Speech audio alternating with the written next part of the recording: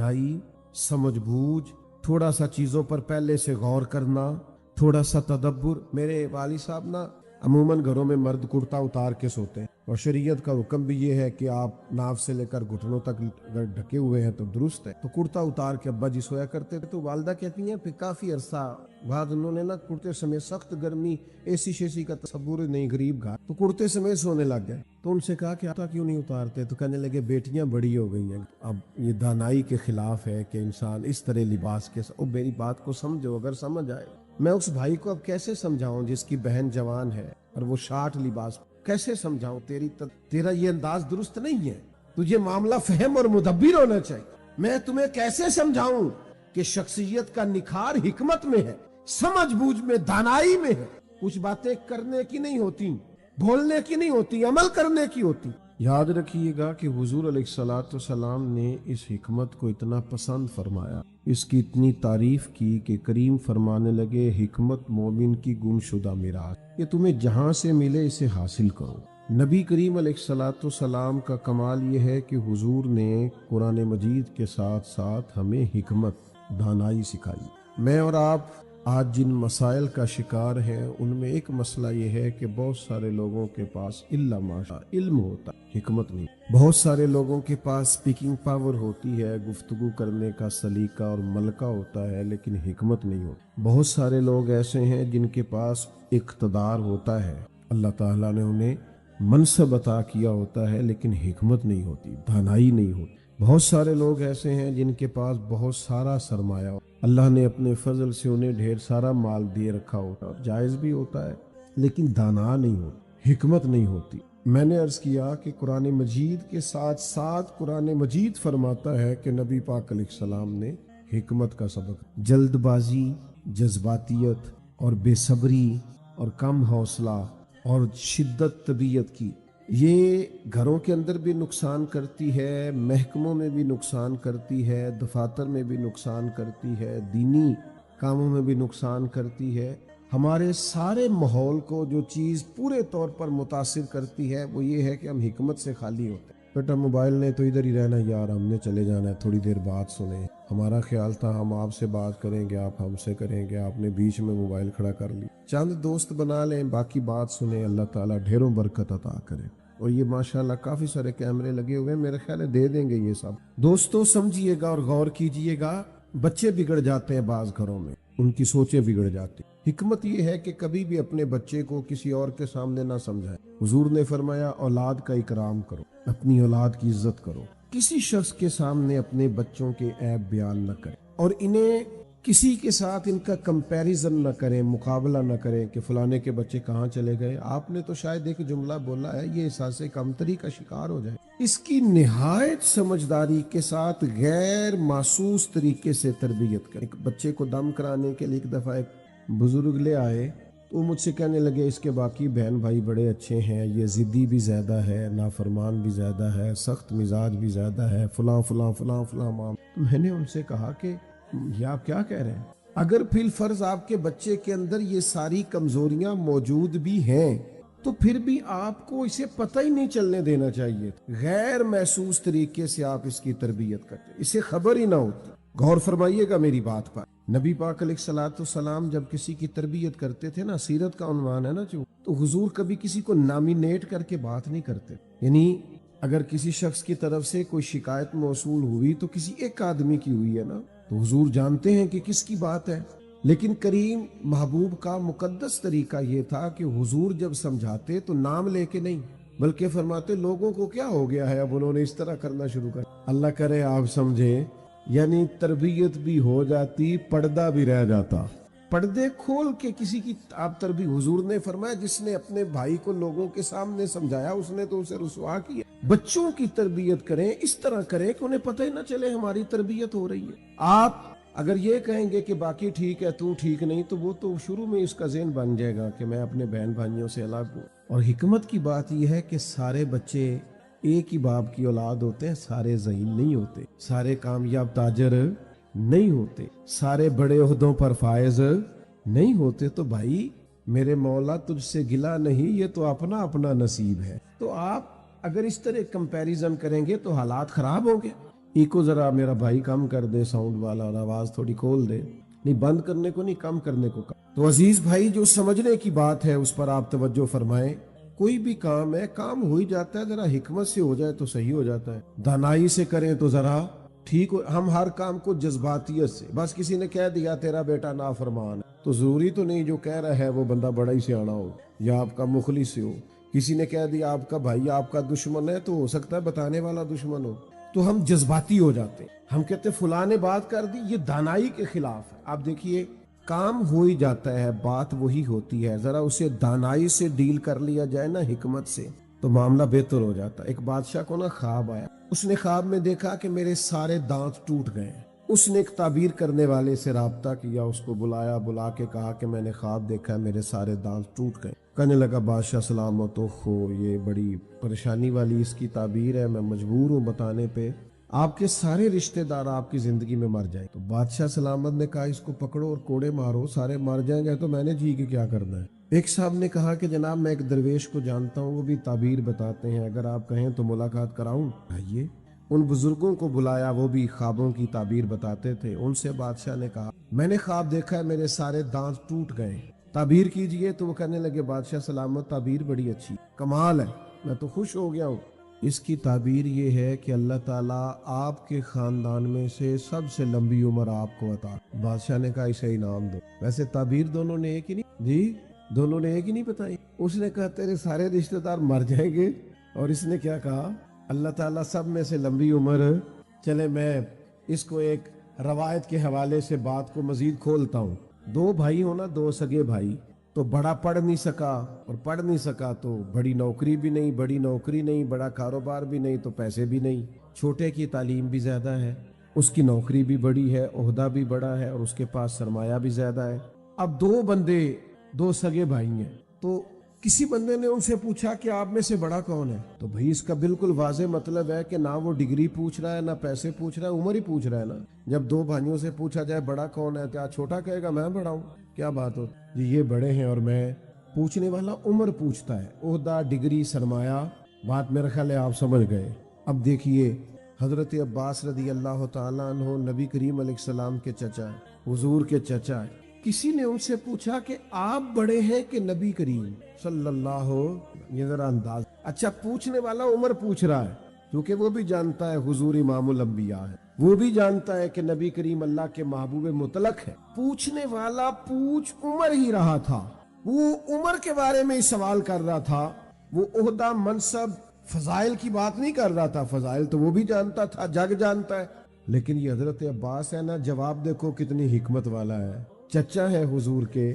पूछने वाले ने पूछा आप बड़े हैं कि नबी करीम अलैहिस्सलाम, क्या हुस्न है, क्या खूबसूरती है, क्या मोतियों की लड़ी है, क्या बात में सलासत और रवानी है। हजरत अब्बास रदी अल्लाह तआला अन्हु फरमाने लगे, पूछने वाले क्या पूछा, मैं बड़ा हूँ कि महबूब बड़े हैं। फरमाने लगे बड़े तो वही हैं, पैदा पहले मैं हुआ।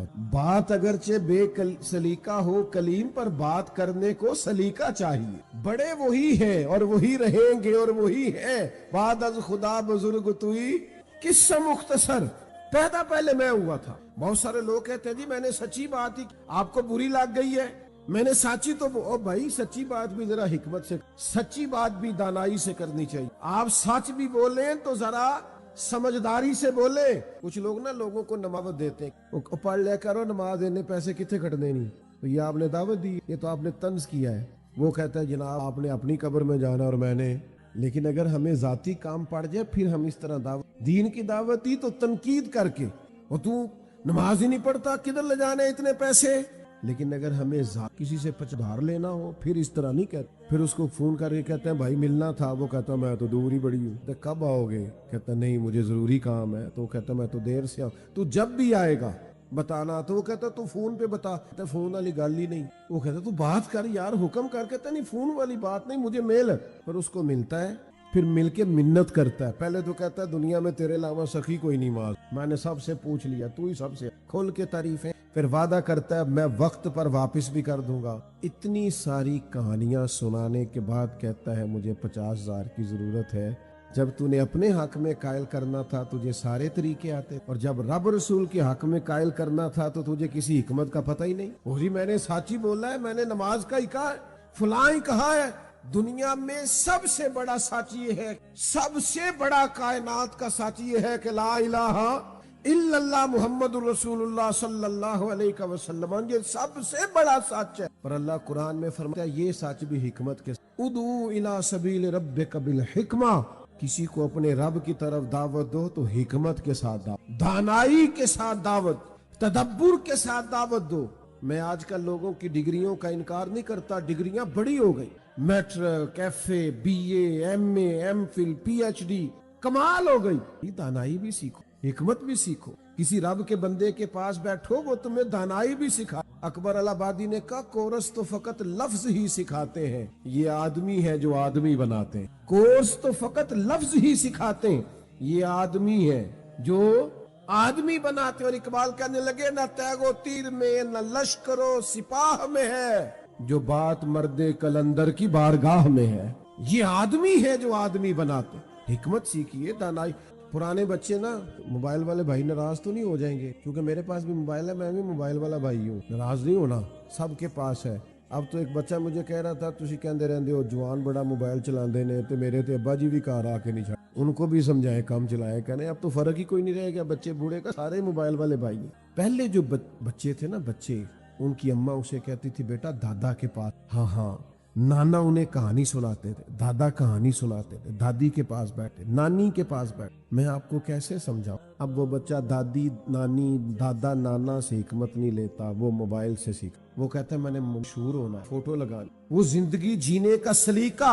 लेकिन मैं दुख बयान कर रहा हूँ अपनी मिल्लत के जवानों का, मैं दुख सुनाता हूँ। ये हमारी मिल्लत के बच्चे ये बेचैन हो, इन्हें दादा के वक्त की जरूरत पड़ गई है, इनके जहन बिखरे हुए हैं, इनको वसवसे आते हैं, इनको पास बिठाए, वालिद इनको टाइम दे, वालिदा इनको वक्त दे, घर के बड़े बूढ़े बुजुर्ग इन पर छांव करें, इनको मोहब्बत से समझाओ। गुनाह का माहौल ही बड़ा आम हो गया है, इल्ला माशाअल्लाह। इनके हाथ पकड़ो, ये हुजूर की उम्मत के नौजवान हैं, ये बुरे नहीं हैं, ये गलत नहीं है। इनकी आंखों में आज भी नबी पाक के नाम पे चमक, ये आज भी कुरान मजीद से मोहब्बत करते। इनके साथ आप अपने रवैये को तल्ख न करें, इससे प्यार करो, इन्हें करीब करो। बड़े बूढ़े बुजुर्ग, उलमा, फुकरा, फुकहा, हुफाज, कुर्रा, इनको वक्त दे, इनके पास बैठे। बड़ी आप कभी इस बात को समझे ना।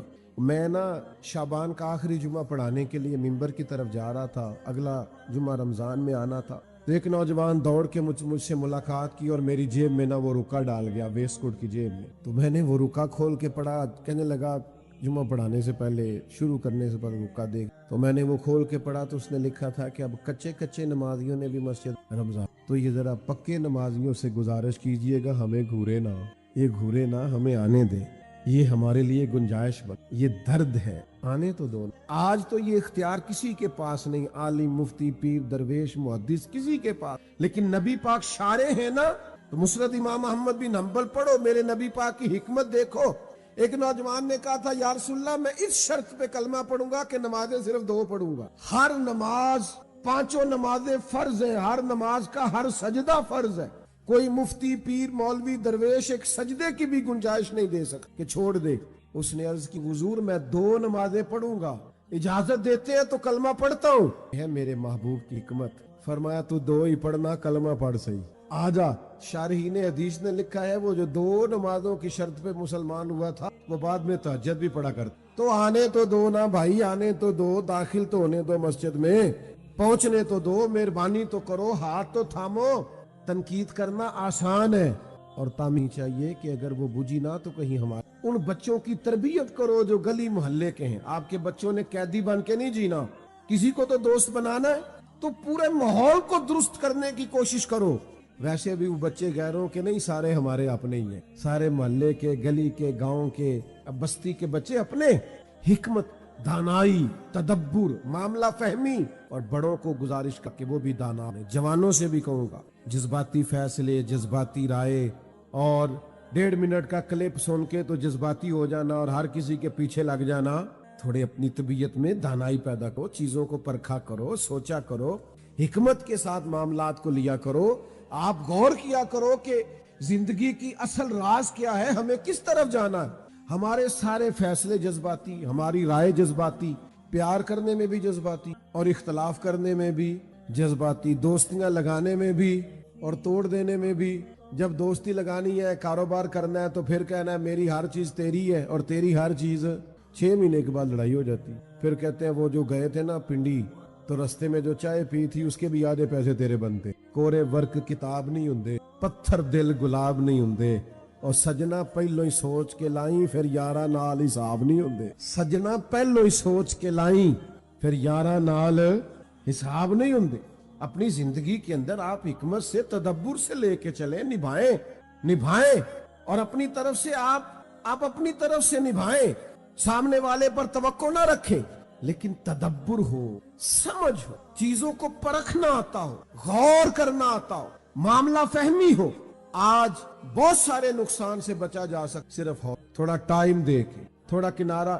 میں کئی دفعہ ادارے میں آتا ہوں نا, درسے میں میں سیڑھیاں چڑھنے لگتا ہوں تو دیکھتا ہوں بچے کھیل رہے ہیں, میں واپس گھر چلا جا. میں کہتا ہوں میرے جانے سے ان کی کھیل خراب. یہ کہیں گے کہ مطلب آ گئے ہیں تم, پیر صاحب آ گئے, حضرت آ گئے. چھوڑو, دانائی یہ ہے کہ جو کھیل رہا ہے نا اسے کھیل لے. مفت کا پریشر نہ, جو خوش ہے جائز طریقے سے اسے خوش ہونے دو. مفت کا خوف نہ پیدا کرو.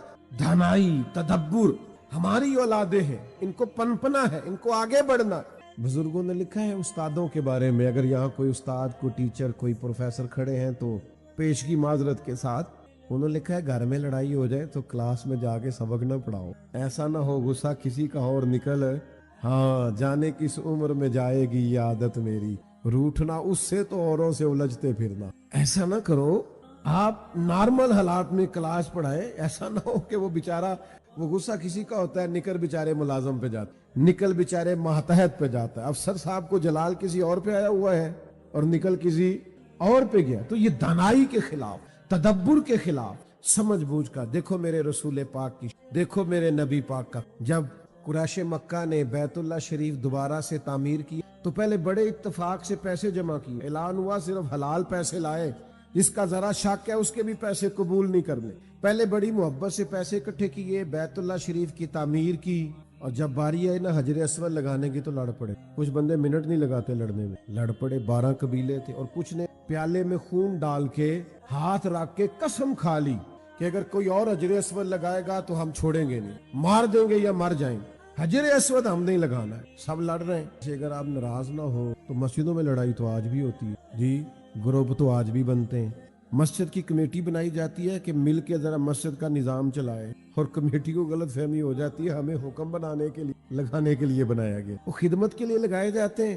میں تو اکثر دوستوں سے کہتا ہوں کہ کمیٹی کا جو سربراہ اسے صدر نہ کہا, اس لیے کہ بندہ صدر ہو پھر اسمبلی نہ توڑے, اسے مزہ ہی نہیں آتا. تو آپ نے سیدھا صدر ہی کہہ دیا, تو وہ پھر اپنا آئینی حق استعمال کرتا ہے. وہ کہتا ہے توڑو اسمبلی, مولوی نیا لاؤ, فلانا کام نیا کرو, میری مرضی کے خلاف ہو. تو جھگڑے ہوتے ہیں. حالانکہ اتنا سونا نظام چل رہا ہو, مسجد ہے, تو اگر آپ سمجھتے ہیں میرا وجود تکلیف کا باعث بن رہا ہے تو حکمت سے پیچھے ہٹ جائے, لیکن نظام کو, ماحول کو بگڑنے نہ دے. اظہار کریں, قربانی دے. ہاں کو شرعی مسئلہ تو یہ لڑ پڑے قریش. میں, ہر قبیلہ کہتا ہے میں لگاؤں گا حجر اسود, میں لگاؤں گا. قربان جائیں, ان کے نصیبے اچھے, مدینے والے محبوب تشریف. اور ابھی حضور نے اعلان نبوت نہیں کیا, حضور آئے تو سارے بول پڑے یہ تو صادق اور امین آ گئے. اسیر دشمن کی چاہ میں بھی, مخالفوں کی نگاہ میں بھی, وہ امی ہے, صادق ہے, معتبر ہے, میرا پیمبر عظیم تر ہے. محبوب آ گئے, کہنے لگے ہمارا حضور نے فرمایا. لیکن فیصلے کی حکمت تو دیکھو, فیصلے کی دانائی تو دیکھو, کمال تو دیکھو ذرا میرے نبی پاک. فیصلہ کرنے کا عروج دیکھو, سرکار کا طریقہ. نبی کریم نے اپنی چادر اور حجر اسود کو چادر پہ رکھا, فرمایا سارے قبیلے چادر پکڑ. 12 کے 12 نے چادر پکڑ لی, وہاں لے گئے جہاں حجر اسود کو رکھنا تھا. حضور نے اٹھا کے اس جگہ رکھ دیا. فرمایا لو بھی سب کا حصہ شامل ہو گیا. سارے خوش ہو گئے, سارے راضی ہو گئے, سب کو سمجھ آ گئی. میرے عزیز, تھوڑی سی نا اپنی زندگی میں دانائی پیدا کریں. اگر آپ مجھ سے ناراض نہ ہوں تو میں چھوٹا آدمی ہوں, مسافر ہوں, یقیناً آپ ناراض نہیں ہوں گے. ہم تو بچوں میں خود لڑائی کرا دیتے ہیں. ہاں, ہمیں سمجھ بوجھ ہی نہیں, ہم خود جھگڑا کرا دیتے ہیں کہ پھر میں دوسرے سے پیار کروں, پھر میں دوسرے کو لے کر دے دوں. नबी पाक ने हमें हिकमत सिखाई। एक सहाबी कहते हैं मैंने अपने बेटे को घोड़ा लेके हुजूर की बारगाह में, या रसूलल्लाह मैं आपको गवाह बनाने मैंने घोड़ा लेके दिया, तो हुजूर ने फरमाया दूसरे को भी लेके दिया। रसूलल्लाह नहीं, तो फरमाया फिर अल्लाह से डर, औलाद में इंसाफ कर, तू जुल्म और ज्यादती पर मुझे गवाह बनाने आ गया। आप कहीं किसी को साबित ना होने दे कि मैं कुछ हूँ। आज तो मेरे भाई हम दिखाते फिरते हैं, ये मेरा महंगा मोबाइल है, ये मेरी घड़ी है, ये मेरा घर है। आपको पता है जब आप महंगी घड़ी पहना के अपने बेटे को कॉलेज में भेजते हो तो जिस बाप बेचारे के पास नहीं पैसे, वो कैसे अपने बच्चे की वो तकलीफ बर्दाश्त कर, हसरत से देख, वो तकलीफ महसूस करता है। हमारे वो रस्म और रिवाज, वो आने वो जाने, मैं इसको हराम नाजायज नहीं कहता, दानाई के खिलाफ है। आप अपने माहौल के मुताबिक रहे, सोसाइटी के मुताबिक दूसरों को भी जीने दे। उलमा से मसला पूछ लीजिएगा, मर्द के लिए सोना हराम है, औरत जितना चाहे पहने जायज है, पर इज्जत वाले महबूब की इज्जत वाली, शानों वाले नबी की शानों वाली बेटी, वो अली के घर की है इज्जत हम अली से सुनते हैं, वो नबी के घर की है इज्जत ये नबी से सुनते हैं।